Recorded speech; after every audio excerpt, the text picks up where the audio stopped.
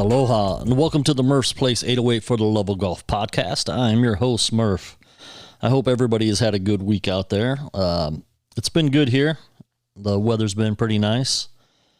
Had a little bit of rain. It was kind of dreary the last couple of days. My cousin Jimmy and his girl is in town for the week, and they're leaving tomorrow, but they've had a good week here. I took them around and showed them some sights the other day, and then they did a luau last night, so they're having a good time here. They're hating to leave, just like I was every year that I came out before I moved here. So it's been good having them here, and I will pick them up tomorrow and take them to the airport so they can head back to Ohio. They're going to be planning their next visit out here. They've already talked about wanting to move out here, so this place can have that appeal to you. But anyhow, it's been good. It's been a good week. I hope you guys have had a good week. We had the 4th of July. That was pretty nice. It was kind of weird, though. Honolulu, all the fireworks were canceled. There was no fireworks other than, if you've ever been here, if you've ever seen any YouTube videos, like in Ewa Beach, Waipahu, on New Year's, it's crazy. And that's also the same on 4th of July. Not as bad as what it is on New Year's, but so even though we didn't have fireworks from the city and county, we had them from neighbors and the such, and they also had them on Hickam Air Force Base and up at Schofield. Some people did get to see fireworks, others didn't. But anyhow, happy 4th of July, everybody. I hope everybody had a good time, ate some great food. Let's start off with the Fia Fia. Obviously, on Sundays at Moanalua, we have the Fia Fia Belt Challenge, and nothing has changed. Joe P is still holding the belt. Nobody is taking the belt from him, so congrats to Joe. Beach Boys Golf on Mondays. They did not play today due to the holiday. I guess they couldn't get a tee time anywhere, so they will resume action next week at Royal Kania. And like I said before, anybody local that's looking to play or join a club, please go to the website. It's beachboysgolfclub.org, and you can contact us there about signing up.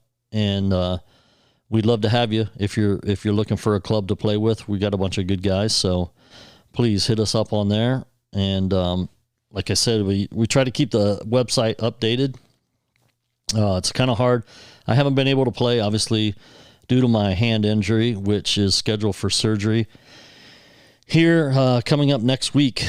This week I've got to do I got to do a COVID test, I guess, before my surgery, and then they'll do the surgery next Monday.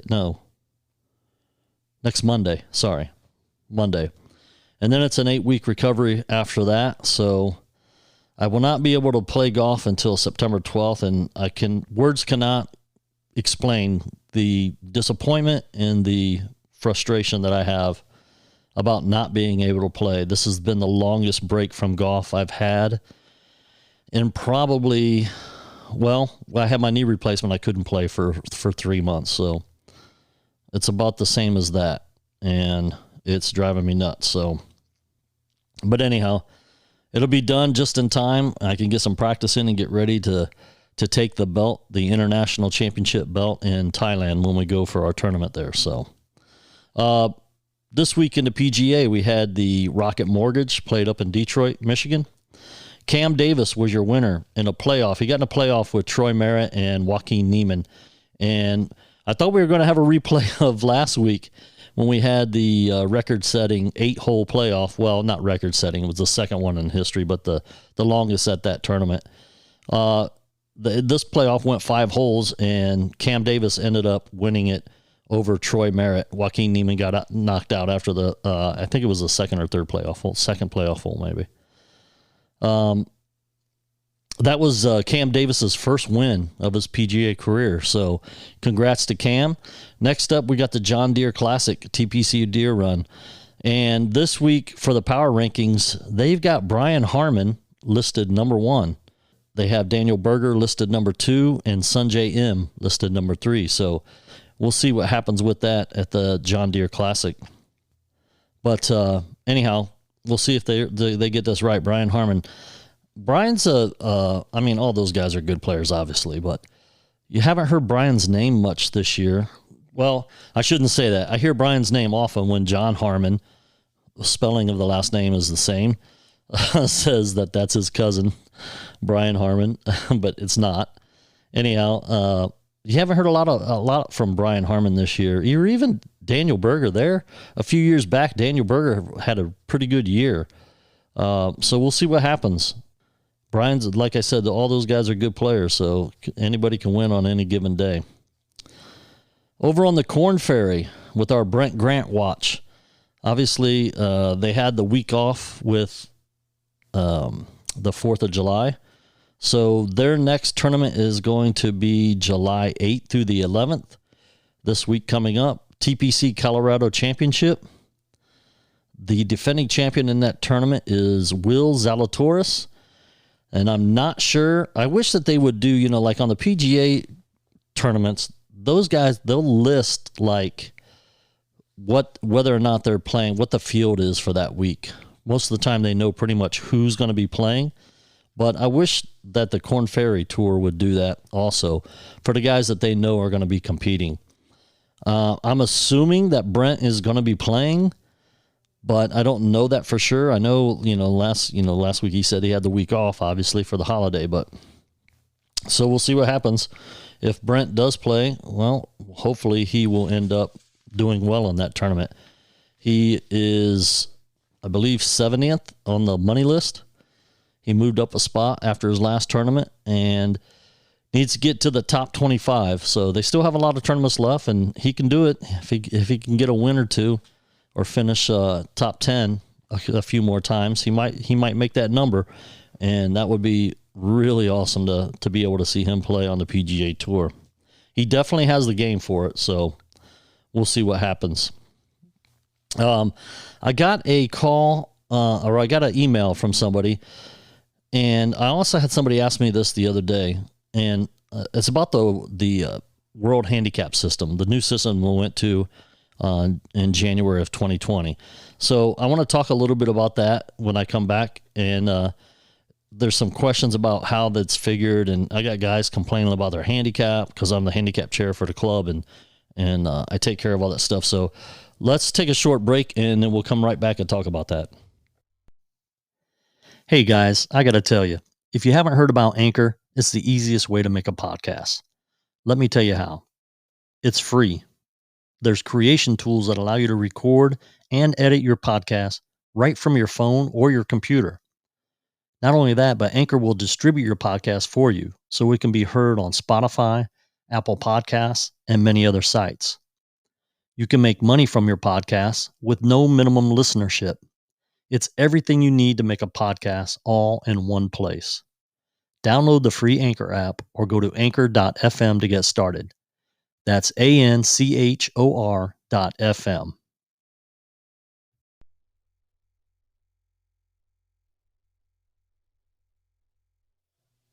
Okay, welcome back, everybody.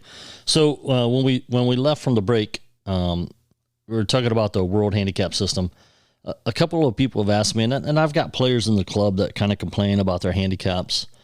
The way it was before, when it was just the gin handicap, when you enter a score, at that time, they took the best 10 scores out of the last 20 scores. And there's a formula that they go by, and I don't want to try to explain it. You can look it up and it'll explain it. They would take your best 10 scores out of the last 20 that you played and formulate your handicap. Now, there's a course handicap calculator on the mobile app that you could put in what your index is and what course you're playing, and it will figure out what your course handicap is for that course. But when they went to the World Handicap System in January, that changed. Before, it would revise, your handicap would revise on the 1st and 15th of each month. Now with the new system, it revises every single day. So when you play, you need to put your score in for that day for it to calculate it for the next day. It's revising every single day.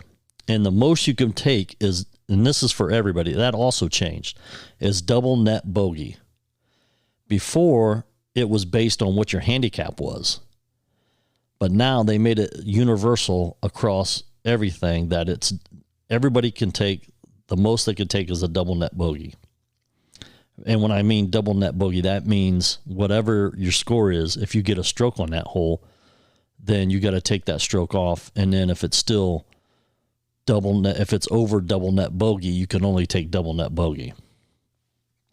For example, you get a stroke that hole, you make a 10 on the hole, you get a stroke, so that's a 9, but it's a par 5, and double net bogey would be 7. So the most you could take on that hole is a 7. And they do that because it protects from you having a blow up hole, that it doesn't, inflate your handicap.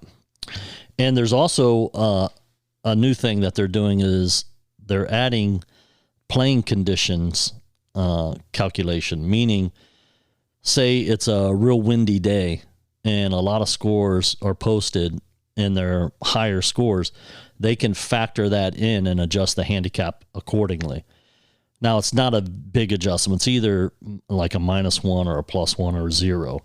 It's not very big at all, but everybody has to post their scores in order to take advantage of that so that they can apply that handicap or apply that calculation, the playing conditions. There's also an exceptional score reduction, and you shoot 7 strokes or better, 7 or more strokes under that 90, and say you shoot 82, and that's 8 strokes. They are going to make an additional adjustment of -1 to your handicap because that's an exceptional score reduction. And I think that's where some of our guys in our club is running into problems, why their handicaps are dropping when they say they shot I know a couple of guys have shot like a 79, and so their score was, maybe it was like, 95. They shot or over the 7 strokes, they're going to have an additional stroke off their handicap. So, you got to realize that kind of stuff. There's more that just, it's also not based on what a lot of people think is, okay, so if I'm a 12 handicap and I shoot 82 or I shoot 84 and the par for the course is 72, then I shot my handicap. That's not accurate because that's not how the handicap is figured up. The handicap is used to level the playing field with other players. So me as a 3 or a 4 is playing against a guy that is a 12, I would have to give him 8 strokes because that levels the playing field between he and I. And that's only obviously for net events. I mean, when you're playing tournaments, basically they only flight you based on your handicap, meaning they're not going to put a high handicap playing against guys that are lower handicaps. But in general play, just when you're playing, it's a way to make the level, the playing field level for everybody. So somebody's not playing against a 20 handicap's not playing against a guy that's a 3 handicap. That wouldn't be fair. So that's how the World Handicap System works. Now, you have to be a member of a club, or I know like here, you can go to Navy Marine, Roger Dunn, the store, and you can register under them and play. You pay them the $25 or whatever it is for the year, and then your club is listed as Roger Dunn. Or I know Navy Marine golf course here, they'll do that. You can go in there and pay them, and you can enter from there. And there's a mobile app you can download, and you can enter your scores when you play. Us as a club, I enter all the players' scores for our club and calculate the course handicaps each week for whatever course we're playing on. So, but that's how the handicap is figured up, and that's why there is a handicap, like I said, to make it fair for everybody. Some people will say that they or put a lot of low scores in. They won't put any of their high scores in, and they only put in low scores. That's not a good thing to do. Yeah, it makes your handicap low, but that is not a true reading or a true factor of what your handicap is. So if you go in and shoot, or say you're put all these low scores in and you're a 5 handicap, and then you go in and shoot 105, people aren't going to believe that. In some tournaments, especially like, I'll give you an example, the U.S. Senior Open Championship qualifier, you have to be a 3.4 handicap or lower to play in that qualifier. But if you shoot 10 strokes over par, they can deny you to play in that again. Luckily, that didn't happen to me, because the one year I played in it, I played horrible. And even this year, I shot, but I had a broken hand also, but I shot 82 or 83, and that puts me at 10 or 11 over, and technically they could stop me from trying to qualify next year if they wanted to. And the one year, the worst qualifier I ever played, I shot 99, and luckily they didn't stop me from playing or trying to qualify the following year, but they could have. So it's not a good thing. You need to enter all your scores, even if they're high scores. That's a true picture of what your playing ability is. And don't get me wrong, there's guys that go the other way. There's guys that won't put any of their low scores in, and they only put their high scores in so that they have a high handicap, but they play better than that. And that happens often. And that's what that is your traditional sandbagger, meaning they got a high handicap, but they're not that bad of a player. They just want a high handicap so that they get more strokes. So no, just enter all your scores if you decide you want to do a handicap. And technically you don't have to have a handicap to play unless that you're playing in tournaments. The majority of tournaments, when I say tournaments, I'm talking about sanctioned tournaments by, like here, it's the Hawaii State Golf Association or the United States Golf Association. Or in clubs, in certain clubs like ours, the Beach Boys clubs, you have to have a handicap to play because you're playing against other players, and they want it to be fair for everybody. Now, if you're playing in tournaments, and I'm doing air quotes, like scrambles, 4-man scrambles or 2-man scrambles, stuff like that, you may not need a handicap. They may want one just, maybe they're doing some other type of game where they're going to calculate handicaps or calculate net scores. But technically, you really don't need to have a handicap to play golf. But the majority of people want to know, they'll ask you, what's your handicap? Because they want to make sure it's fair. That if you're a high handicapper, then you deserve to get some strokes against a guy that is a low handicapper. So just enter all your scores in. Don't, choose to enter some scores in and other scores you don't put in. That's not going to be your true handicap, and you're not helping yourself. You're not doing yourself any favors doing that. You don't want that reputation as a sandbagger, because I know a couple of guys that are better than what their handicap is. And I'm not saying it's because that they don't put all their scores in, but they play better than what their handicap is. Now, that also happens. A guy that is a low handicap, like myself, I shot 99 in that qualifier. I mean, it wasn't because I'm that bad of a player. It was because I wasn't getting any breaks. I was making bad shots. So it doesn't mean that because you're a low handicapper, you'll never shoot a high score. Even the pros, even though they're not shooting 99s, the pros, if they shoot 74, 75, 76, that is like a 99 to an amateur to those guys. If they're not playing a U.S. Open course where the conditions are extremely rough and hard, then when those guys shoot in the mid to high 70s, that's like shooting 99 to them. If you go on the PGA website and look at the leaderboard and look at the scores from the guys that didn't make the cut, you'll see some guys in there shooting high 70s, low 80s, mid 80s. It happens even to the best players in the world. And it also happens the other way. There's guys that are high handicaps that will shoot low. They'll have a career round. They'll shoot in the 70s. It happens. But you don't want to get that reputation of being that guy that is a high handicap and he comes out and shoots in the 70s. No, nobody's going to play you, especially if you're playing for money. So anyhow, that's how the handicap system works. And like I said, there's a formula that they use to determine. Now, with the new handicap system, they don't take your top 10 scores. They take your best 8 scores, and they figure up the handicap.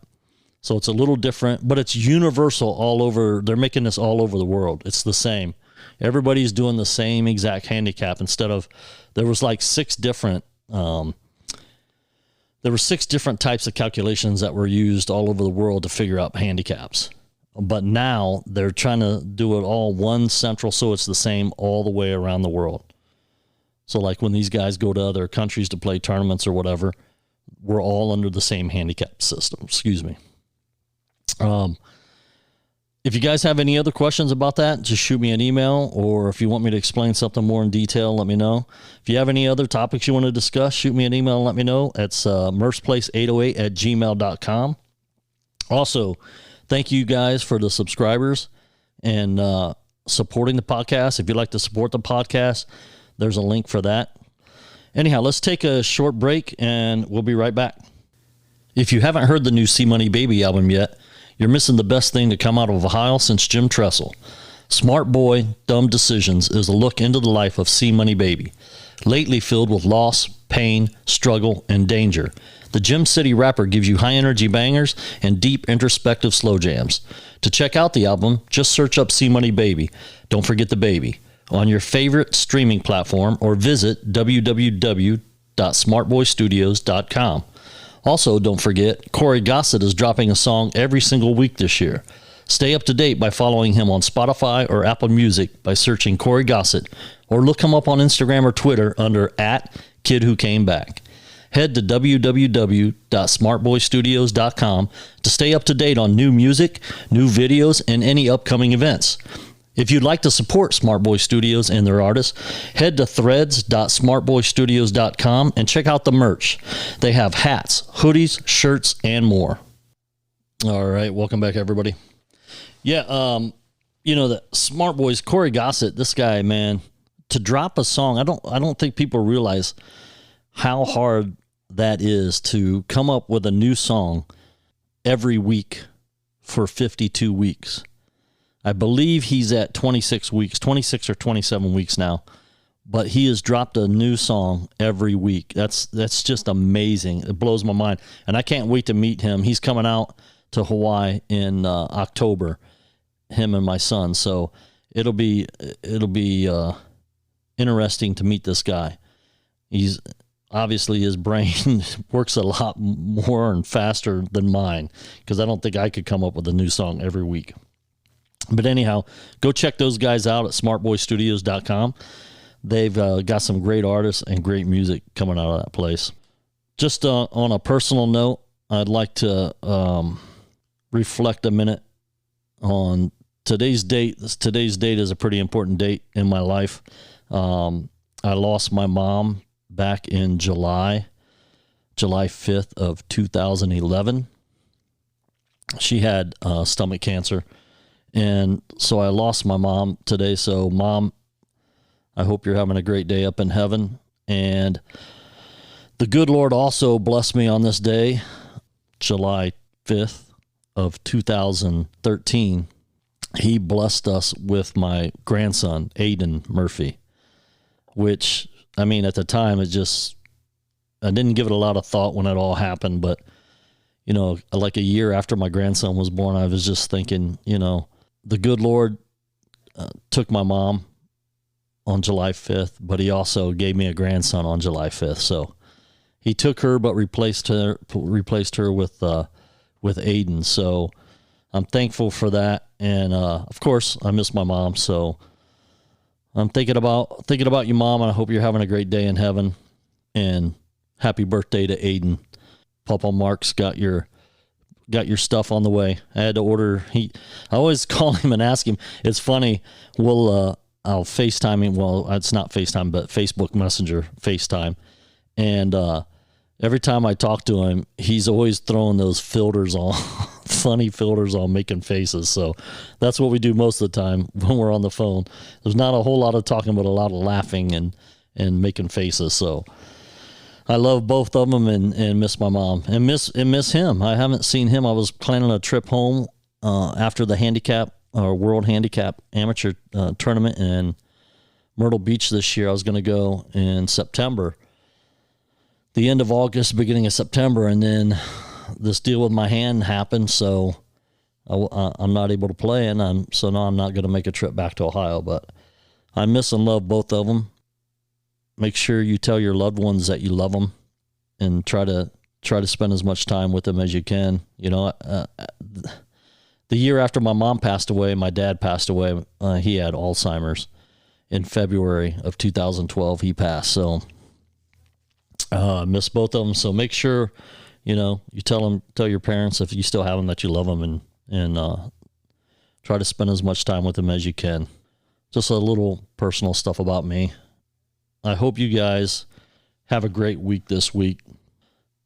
Tell your loved ones you love them, and try to spend as much time as you can with them, because you never know when they're not going to be around. And on that note, we've had a couple of my friends have had losses here recently. So I hope everybody is staying safe, having fun, and I hope everybody had a good 4th. If you're playing golf, hit them straight, hit them long, but don't hit them often. I will see you guys next week. Aloha, everyone.